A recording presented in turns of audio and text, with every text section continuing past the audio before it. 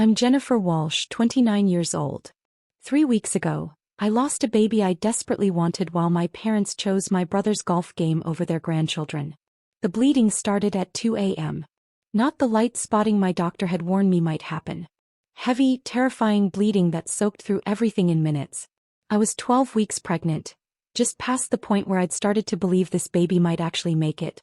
My husband Derek was in Boston for a critical client presentation. He'd left the night before, kissing my still flat stomach and promising to be home by Friday. It was only Tuesday. I called my OB's emergency line with shaking hands, trying to keep my voice steady so I wouldn't wake my 18-month-old twins, Mason and Madison, sleeping in their cribs down the hall. "Jennifer, you need to get to the hospital immediately," Dr. Chen said. Her voice was calm but urgent. "This level of bleeding at 12 weeks requires immediate intervention. Can someone drive you? My husband's out of town. I'll call my parents. Make it fast. And if the bleeding increases at all, call 911. Don't wait." I hung up and dialed my mother. It rang 6 times before she answered, her voice thick with sleep. "Jennifer? It's 2 in the morning. What's wrong?" "Mom, I'm bleeding. Badly. I'm pregnant. Was pregnant, and I need to get to the hospital.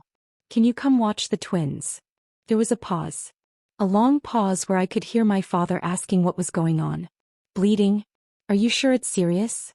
You know how you tend to catastrophize medical things." My hand was literally covered in blood. "Mom, I'm losing the baby. I need emergency surgery. Please, I need you to come stay with Mason and Madison. They're asleep. You just need to be here when they wake up. Jennifer, your father and I are in Palm Springs. We're at your brother's golf tournament. Tyler's competing for a $50,000 prize. We can't just leave." I felt the room tilt. "You're 3 hours away? We've been planning this trip for months. Tyler qualified for this tournament. It's a huge deal for him. Mom, I'm having a miscarriage. I need emergency surgery." "Are you absolutely sure? Sometimes pregnancy bleeding is normal. Remember when you thought you had appendicitis and it was just gas?" I looked down at my blood-soaked pajamas. At the puddle forming on the bathroom floor. "This is not gas, Mom." My father's voice came on the line. "Honey, we paid $2,000 for this tournament weekend. The hotel, the tickets, everything. Can't you call Derek's parents?" "Derek's parents are in Florida. It would take them 8 hours to fly here." "Well, surely you have friends. Or hire a babysitter. This is exactly why people have backup plans." "I didn't plan to have a miscarriage at 2 a.m. "You're always so dramatic about everything," Mom said, taking the phone back. "I'm sure it's not as bad as you think. Just lie down with your feet elevated. If it's still bad in the morning, go to urgent care."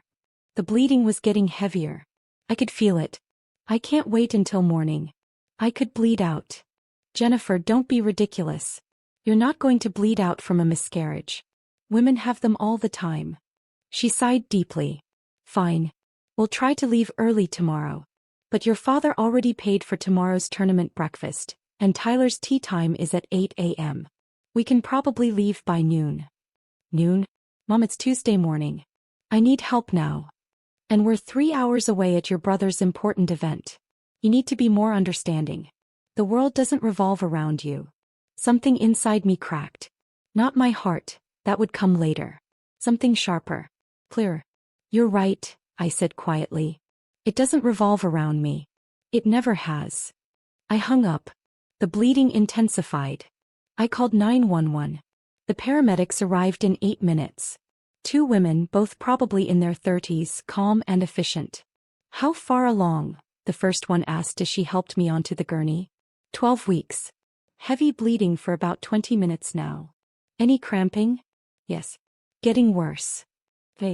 We're going to get you to County General. They have an excellent OB emergency team." She looked around my bedroom. "Is anyone here with you?" "My twins. 18 months old. They're asleep in the nursery. Is someone coming to watch them?" I felt the tears start. "No. My husband's in Boston. My parents are in Palm Springs and won't leave my brother's golf tournament." The second paramedic's face hardened. "They won't leave a golf tournament for their daughter's medical emergency?" "Apparently not. Do you have anyone else we can call?" I thought frantically. My best friend Emma was in Japan for work. Derek's brother lived in Seattle. My neighbor Mrs. Patterson was 78 and couldn't handle twin toddlers.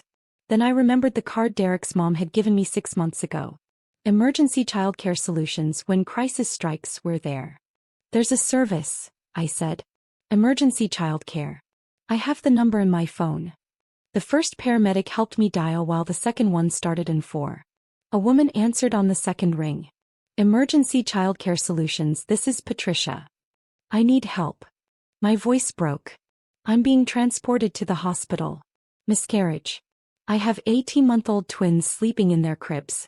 I need someone here before they wake up. Someone who knows what they're doing. Where are you located? I gave her my address.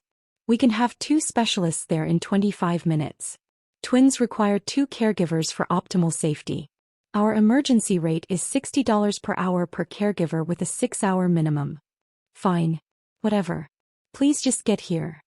Jennifer, I need you to breathe. We're sending Rosa and Michelle. They're both pediatric nurses with twin experience.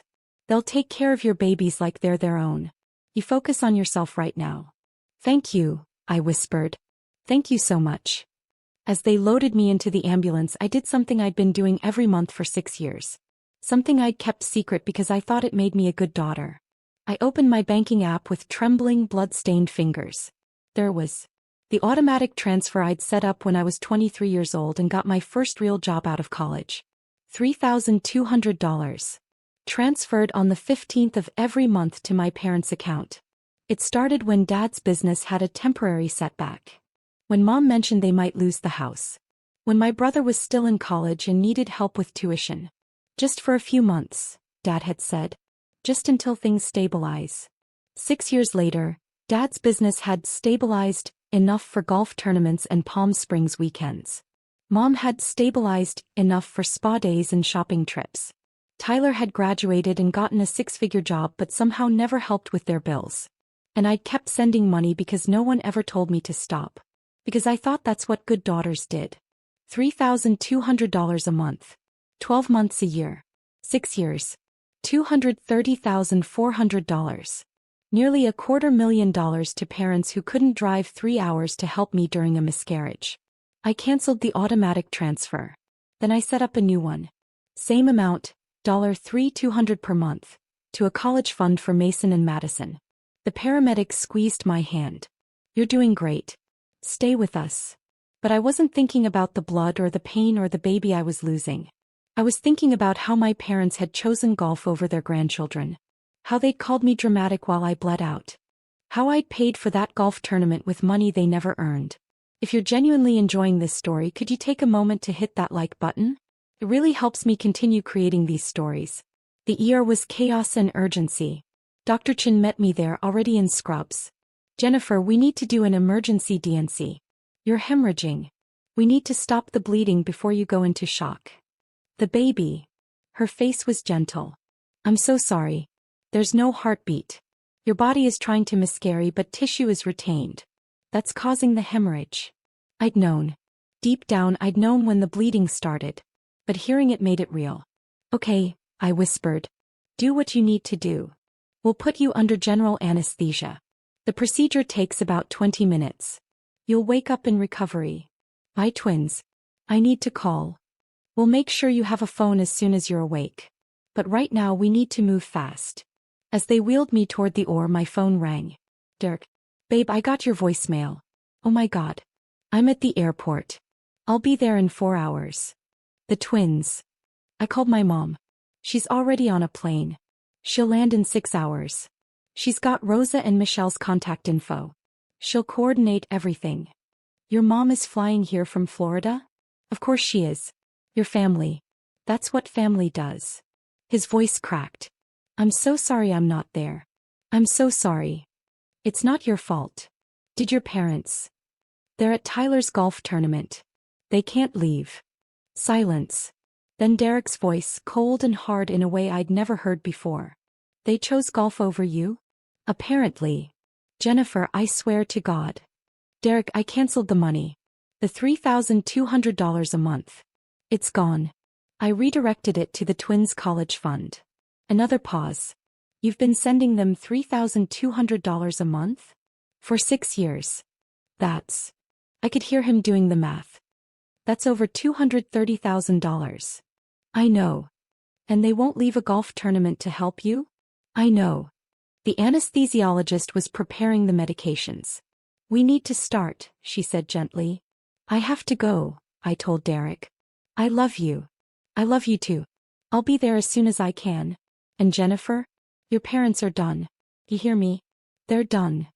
The world went fuzzy as the anesthesia took hold. I woke up in recovery to the sound of voices. 2 women arguing in the hallway. Absolutely unacceptable. Your daughter is in the hospital after emergency surgery and you're worried about money? My mother's voice. That's not fair, Patricia. You don't understand the situation. I understand perfectly. Jennifer called you at 2 a.m. hemorrhaging from a miscarriage and you chose a golf tournament. We were 3 hours away. What were we supposed to do? Drive.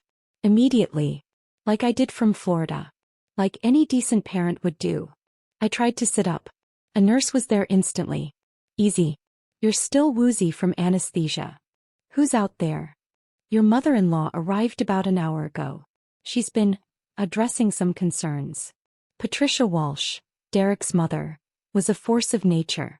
She'd been a labor and delivery nurse for 30 years before retiring. She didn't tolerate nonsense. And apparently she didn't tolerate my mother. You don't get to judge us, Mom was saying. We've been good parents.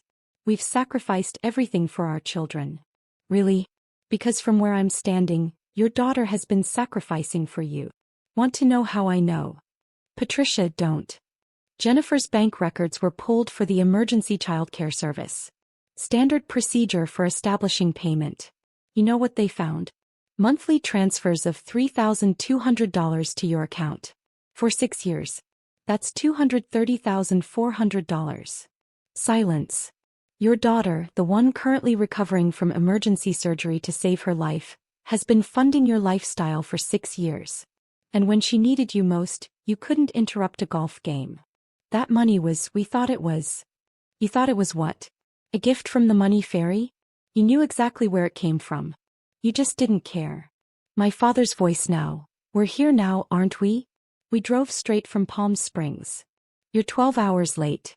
Your daughter went through surgery alone. Your grandchildren woke up to strangers because you wouldn't leave a golf course. The childcare service took care of it. A childcare service Jennifer had to hire from an ambulance while bleeding out because their own grandparents couldn't be bothered. The nurse helping me was trying not to smile. Your mother-in-law is something else. She's amazing, I whispered. She's been here since she landed. Wouldn't leave your side. Coordinated with the childcare team. Called your husband every hour with updates. Handled all the insurance paperwork. The nurse adjusted my fore. She also banned your parents from your room until you're ready to see them. She can do that? She's listed as your medical advocate while Derek's in transit. She absolutely can do that. I heard footsteps. Patricia appeared in the doorway, her silver hair slightly disheveled, her eyes fierce. You're awake. Her face softened immediately. She came to my bedside and took my hand. How are you feeling, sweetheart? Like I lost a baby. I know. I'm so sorry. She brushed hair from my forehead. The procedure went well. No complications. You'll need to rest for a few days, but physically you'll heal. The twins. Rosa and Michelle are with them at your house.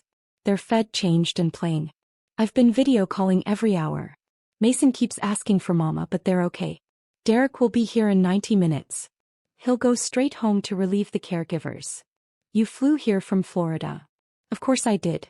You're my daughter-in-law. More than that, your family. She smiled. Plus, I've been looking for an excuse to tell your parents exactly what I think of them for years. Derek wouldn't let me. But after this, all bets are off. I heard some of that. Good. They needed to hear it. She sat in the chair beside my bed. Jennifer, I need to tell you something. When Derek called me, he told me about the money. The $230,400 you've been sending your parents. I looked away. I know it was stupid. It wasn't stupid. It was generous. Too generous. But it showed me who you are. You're someone who gives everything to the people you love. He squeezed my hand. But sweetheart, you've been giving to people who don't deserve it. Who don't value it. who take and never give back. They're my parents. They're users. And I say that as someone who raised a son to value family above everything. But family is supposed to be reciprocal. You give, they give. You show up, they show up. That's not what's happening here. The door opened. Derek burst in, still in his suit from the presentation, his face drawn and pale. Jen. He crossed to me in 3 strides, wrapping his arms around me carefully. Oh God, I'm so sorry. I'm so sorry I wasn't here. You're here now. He pulled back, touching my face like he needed to confirm I was real. Mom filled me in. The surgery went well. You're okay. Physically. The baby. I know. His eyes filled with tears. I know. We'll grieve together. But right now I'm just grateful you're alive.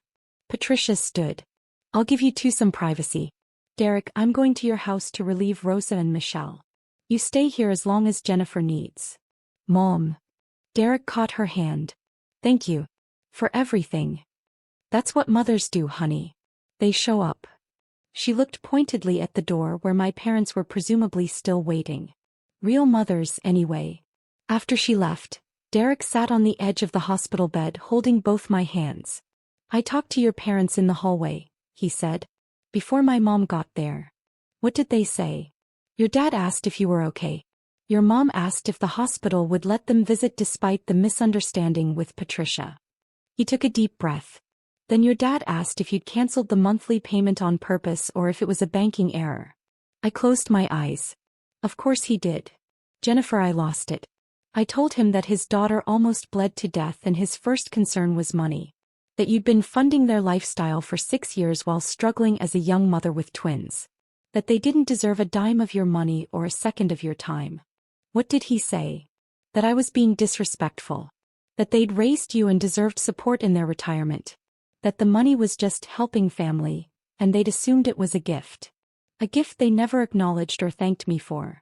Exactly. Derek's voice was shaking. Then your mom said something that made me want to throw them both out of the hospital. What? She said, Jennifer's always been overly emotional about these things. She'll understand once she calms down. We're still her parents. I felt something inside me go very still. Very calm. Derek, I need you to do something for me. Anything. I need you to tell them they can leave. That I don't want to see them. That when I'm ready to talk I'll reach out. But right now they need to go. Are you sure? I've never been more sure of anything in my life. He kissed my forehead. Consider it done. I heard Derek's voice in the hallway. Firm. Final. You need to leave. Jennifer doesn't want to see you right now. My mother. That's ridiculous. We're her parents. We have a right. You have no rights here. You gave those up when you chose golf over your daughter's medical emergency. Derek, you're overreacting. Your mother has poisoned you against us. My mother told me the truth. Something you've apparently never done. My father. Now listen here, young man. No, you listen. Jennifer almost died today. She lost a baby she desperately wanted. She needed you and you weren't there. You've been taking her money for 6 years and giving nothing back. That ends now. That money was a gift. A gift you never thanked her for. A gift you treated like an entitlement. A gift that's now going to your grandchildren's college fund instead. Silence. Then my mother's voice, cold. She's going to regret this. Family is forever. She can't just cut us out. Watch her, Derek said. Now leave before I have security escort you out. I heard footsteps retreating. Then Derek was back, his face flushed with anger. They're gone. Thank you. Jen, I need to say something. I knew you were sending them money. Not how much, but I knew. And I should have questioned it. I should have asked why. I should have protected you from them. You didn't know. I should have. I should have seen the pattern. The way they always called you dramatic. The way they dismissed your needs. The way they used you. Derek. I'm serious. I'm your husband. I'm supposed to protect you from people who hurt you even if those people are your parents. Especially if those people are your parents. I pulled him down to me. You're protecting me now. That's what matters. We held each other while I cried. Not just for the baby I'd lost, but for the parents who'd shown me exactly who they were. For the daughter I'd been, always trying to earn love that should have been free. 3 days later I was home. Patricia had stayed, sleeping in our guest room, helping with the twins, cooking meals, managing the recovery process like the nurse she'd been for 3 decades. Mason and Madison didn't understand why Mama was sad and had to rest. But they understood that Grandma Patricia was there and she gave the best hugs and made the best pancakes. Derek had taken a week off work.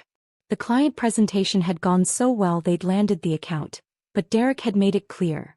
Family came first. Always. My parents had called 17 times. I'd answered none of them. On day 4 a letter arrived. Handwritten from my mother. Jennifer, I don't understand why you're doing this. We're your parents. We love you. We've always been there for you. Your father and I are hurt and confused by your behavior. We drove 3 hours from Palm Springs as soon as we could. We came to the hospital. We tried to visit. And Derek treated us like criminals. The money situation is a misunderstanding. We thought you were happy to help. We never asked you to send it. You did that on your own. We need you to restore the monthly payment. We've made financial decisions based on that income. Without it, we'll have to make serious sacrifices. Please stop listening to Derek's mother. She's always been jealous of our relationship with you. She's turning you against your own family. We love you. Call us. I read it twice. Then I did something I'd never done before. I wrote back. Mom and Dad, you're right that I sent the money on my own. You never explicitly asked for it. You just mentioned you were struggling and I stepped in to help. For 6 years. But you're wrong about everything else. You weren't there for me when I called at 2 a.m. hemorrhaging from a miscarriage, needing help with your grandchildren. You were at Tyler's golf tournament. You chose golf over your daughter's medical emergency. You didn't come as soon as you could. You came 12 hours later after I'd already had surgery, after Derek's mother flew in from Florida, after strangers had cared for your grandchildren because you wouldn't. The money wasn't a misunderstanding. You knew where it came from. You just never acknowledged it, never thanked me, and never thought to question why your 23-year-old daughter was sending you $3,200 every month. You've made financial decisions based on my income? Good. Now you'll make financial decisions based on your own income. Like adults. Like I had to do when I was 23 years old, funding your lifestyle while building my own life. Patricia isn't turning me against you. You did that yourselves. She just had the courage to say what I've been too afraid to acknowledge. You're users. You take and never give. You demand and never appreciate. I don't want your love if it comes with conditions. If it comes with guilt. If it only exists when I'm useful to you. I'm done. The money is gone. The access is gone. The free pass to treat me like garbage is gone. Don't contact me again unless you're ready to take real accountability for your behavior. Not excuses. Not justifications. Real accountability. Jennifer. I mailed it before I could second-guess myself.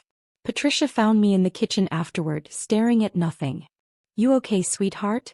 I just told my parents to leave me alone unless they can actually apologize. He pulled me into a hug. I'm proud of you. I feel like I should feel worse. Like I should feel guilty or sad or something.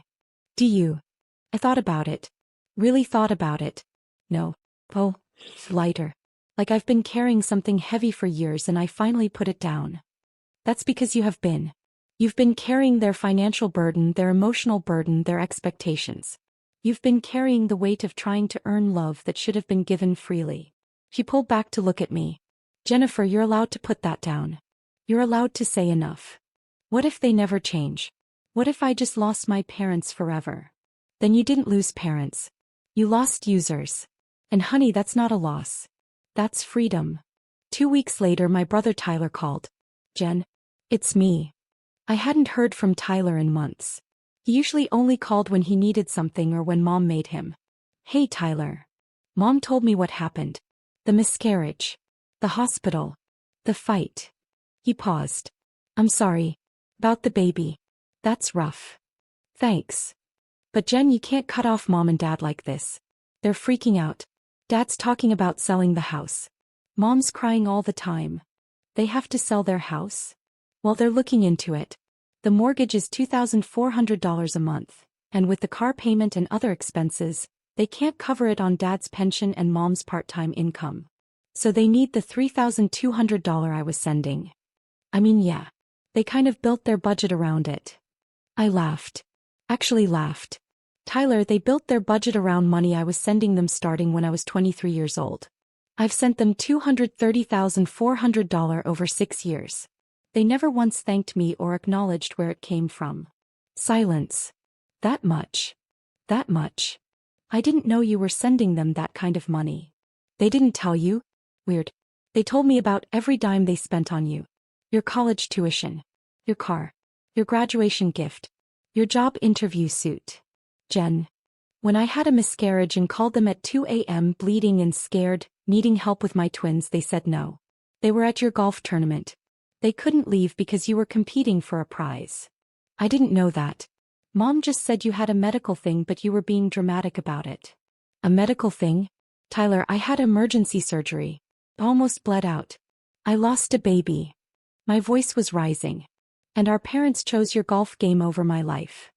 That's not. I mean, they came to the hospital later, right? 12 hours later. After Derek's mom flew in from Florida. After I'd already had surgery. After strangers took care of their grandchildren because they wouldn't. Long pause. Shit, Jen. I didn't know. No one ever tells you the whole story, do they? You just get mom's version. Where I'm dramatic and unreasonable and causing problems. What do you want me to do? Nothing. This isn't your problem to fix. But Tyler, if mom and dad need money, maybe you should help them. You make 6 figures. You live in a paid-off condo they bought you as a graduation gift. Maybe it's your turn to be the good child. I have expenses. So do I. I have 18-month-old twins. I just lost a baby. I'm recovering from surgery. But somehow I managed to send mom and dad $3,200 a month for 6 years. I'm sure you can figure something out. Jen, come on. I have to go. Mason's crying. Bye, Tyler. I hung up. Derek had been listening from the doorway. Tyler wants you to fix it? Tyler wants someone else to fix it. Preferably me. Because that's always been my role. He came over and wrapped his arms around me from behind. I'm sorry your family is like this. I have a family. The twins. Your mom. That's enough. 1 month after the miscarriage, my parents' lawyer sent a letter. They were suing me for financial abandonment and breach of oral contract. I called Derek's lawyer immediately. Marcus Levine was a sharp corporate attorney who'd handled our house closing and wills. Jennifer, this is nonsense, Marcus said after reviewing the letter. There's no such thing as financial abandonment in this context. And they'd have to prove an oral contract existed, which requires consideration, terms, and mutual agreement. Did you ever sign anything? Agree to specific terms? No. I just started sending money when they said they needed help. They never asked me to stop. Then they have no case. But they're clearly trying to intimidate you into resuming payments. What do? We send a response. We outline the facts. You voluntarily provided financial assistance with no contractual obligation. You ceased that assistance at your discretion. You owe them nothing legally or morally. He paused. Jennifer, if you want, we can go further. We can countersue for emotional distress based on their refusal to help during your medical emergency. Would that work? Probably not. But it would send a message that you're not backing down. Do it. Marcus drafted a response so comprehensive, so devastating in its documentation of my parents' behavior, that their lawyer withdrew the suit within a week. But the letter accomplished something else. It laid out in legal language every terrible thing my parents had done. Asterisk refused emergency assistance to their daughter during life-threatening medical crisis. Asterisk abandoned care responsibilities for their grandchildren.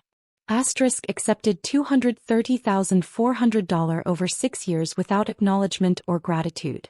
Asterisk demanded continued payments despite daughter's medical trauma and financial needs. Asterisk attempted legal intimidation when free money stopped. My parents' lawyer had called Marcus personally. My clients didn't tell me the full story. I wouldn't have taken this case if I'd known.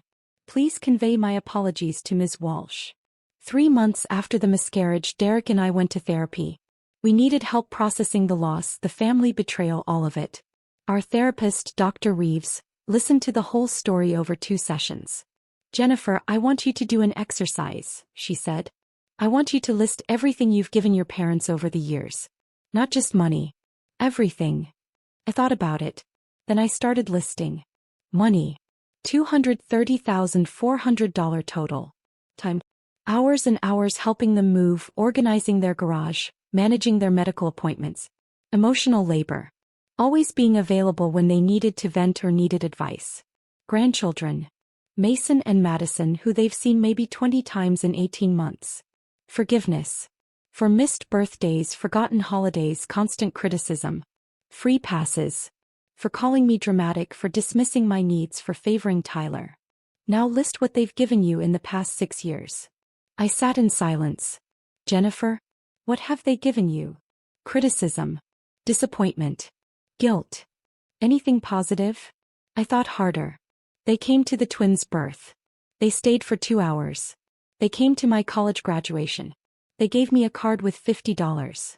In 6 years, during which you gave them nearly $250,000 and countless hours of labor and emotional support, they gave you $50 and brief appearances at major life events. Seeing it laid out like that broke something open in me.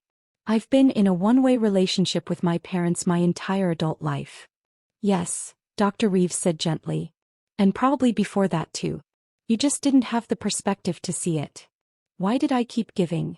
Because you were hoping that eventually if you gave enough they'd give back.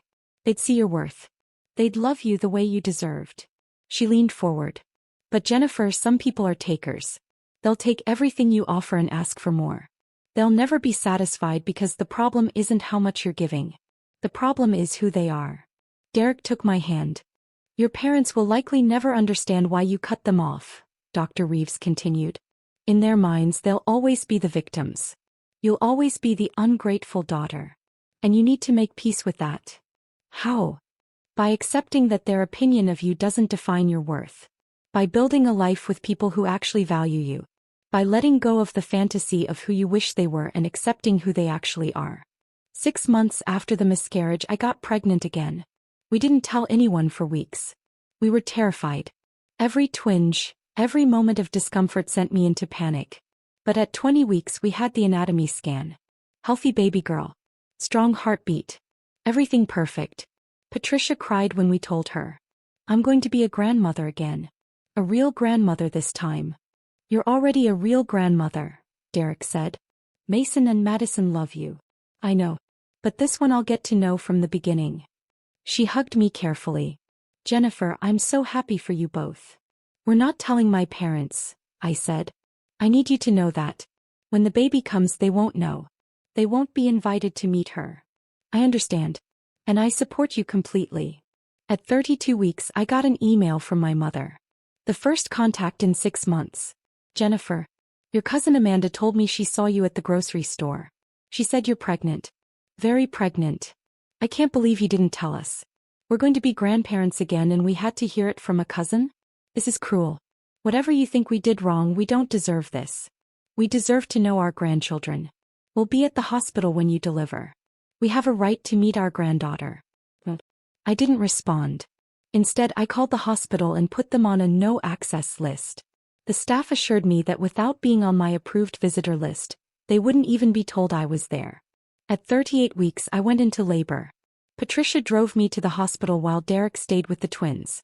Elena Rose Walsh was born at 3:47 a.m. Perfect. Healthy. Beautiful. Patricia was in the delivery room cutting the cord, crying happy tears. She's gorgeous, Patricia whispered. Absolutely perfect. My parents showed up at the hospital 6 hours later. I know because security called my room. Ms. Walsh, there are 2 people here claiming to be your parents. They're demanding to see you and the baby. They're not on your approved list.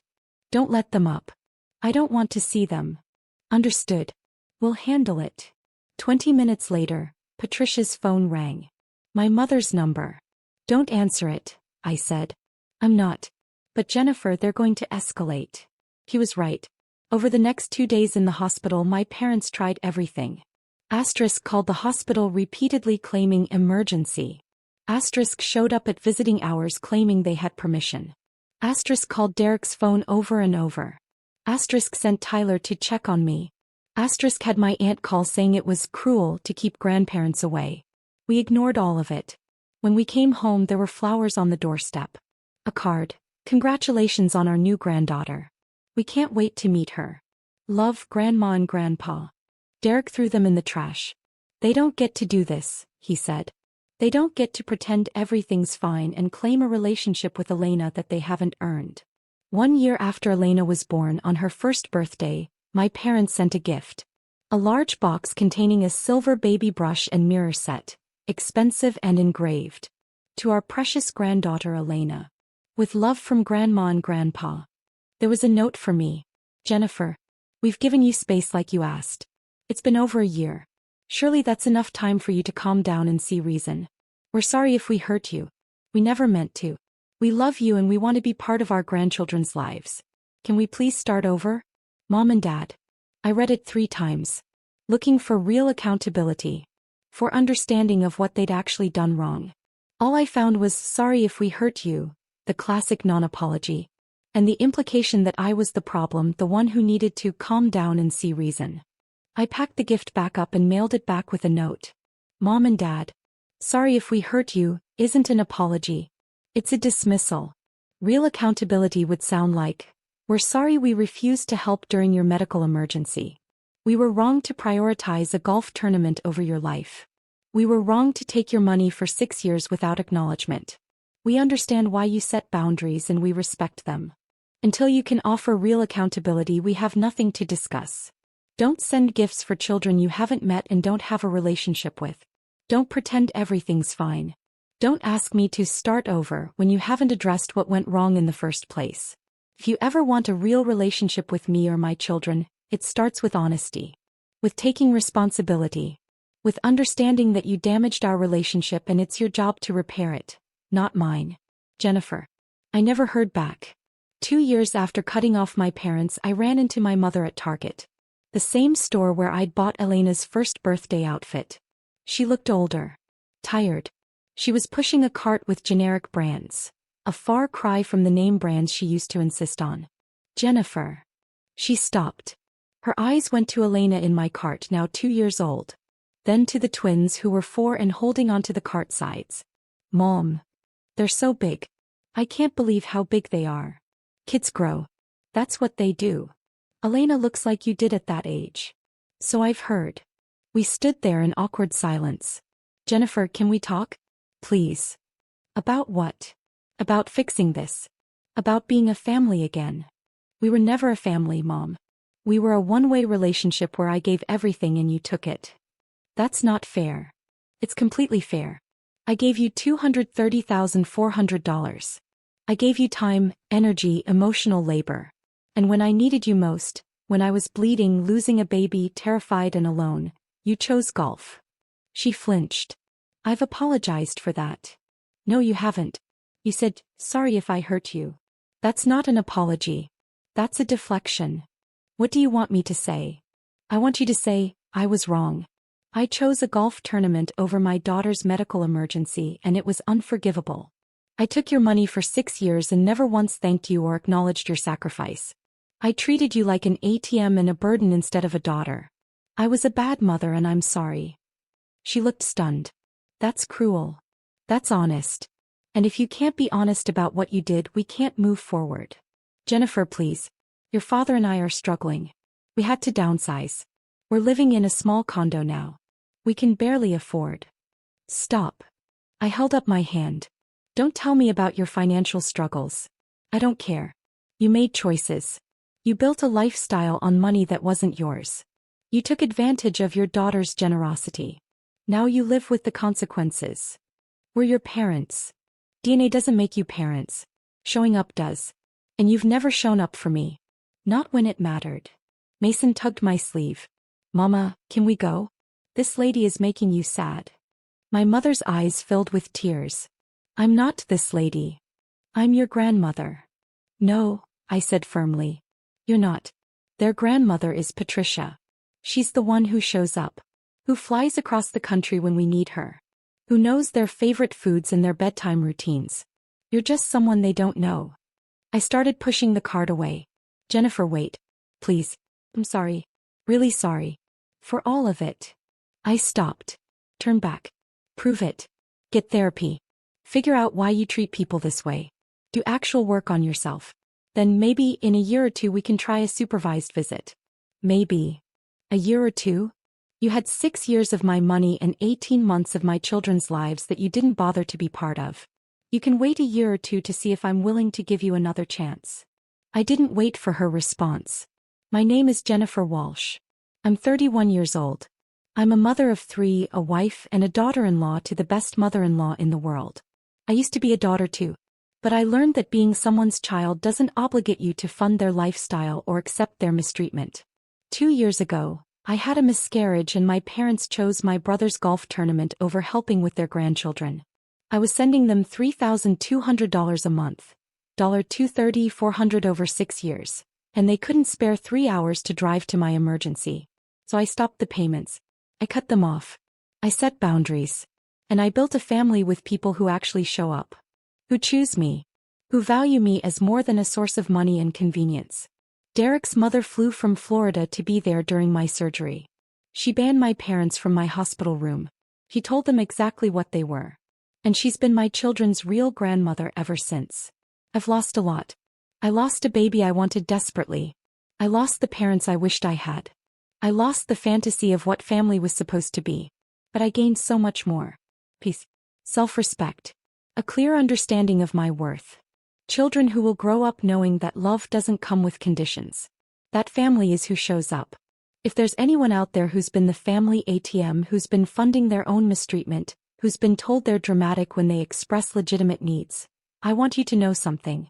You are not obligated to maintain relationships with people who only love what you provide. You are allowed to stop funding people who refuse to show up for you. You are allowed to protect yourself and your children from toxic people, even if those people are your parents. And if walking away means losing people who never really valued you in the first place, that's not loss. That's freedom. Drop a comment below and let me know where you're listening from. And if you've set boundaries with family members who treated you like an ATM, you're not alone. We're all out here building better lives one boundary at a time.